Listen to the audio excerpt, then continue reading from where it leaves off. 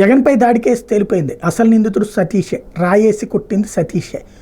తనకి సహకరించినటువంటి వాళ్ళు మరొక 5గురు. వాళ్ళని ఇప్పుడు ఏంటనేది వీళ్ళలో మైనర్లు ఎక్కువైపోయినటువంటి నేపథ్యంలో కథ నడుస్తోంది. ఇంకోవైపున మిగతా వాళ్ళు ఎవరు దీని వెనకాలన్నటువంటిది తర్వాత చూడాల్సి ఉంది. ప్రస్తుతానికైతే అరెస్టు చూపించడానికి ఇక్కడ ఏంటంటే సాధారణంగా ఇంత పెద్ద ఇష్యూ గత 4-5 రోజులు చర్చకి జరుగుతున్నటువంటి ఇష్యూలో ఎందుకని పక్కకి వెళ్ళిపోయింది ఆ ఇష్యూ కాస్త అంటే ఏదైతే అటు తెలుగుదేశం పార్టీ అనుకూల మీడియానేమో తనకి తానే చేయించుకున్నాడు జగన్మోహన్ రెడ్డి అని చెప్పేటటువంటి ప్రయత్నం చేసింది. ఆ తర్వాత తెలుగుదేశం మీదకి తొయ్యడానికి చూస్తున్నారన్నటువంటి రూట్లోకి వెళ్ళింది.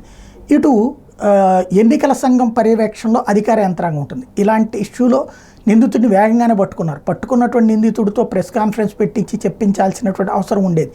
కానీ ఇక్కడ అతను మైనర్ కావడం, రెండో పక్కన వచ్చేటప్పటికి ఇటు ఎన్నికల సంఘం ఆధ్వర్యంలో పనిచేస్తున్నటువంటి నేపథ్యంలో బయటకు ప్రెస్ కాన్ఫరెన్స్ ఏం పెట్టకుండా నేరుగా కోర్టులో ప్రొడ్యూస్ చేయడం అన్నటువంటిది ఇక్కడ కీలకమైనటువంటి పరిణామం.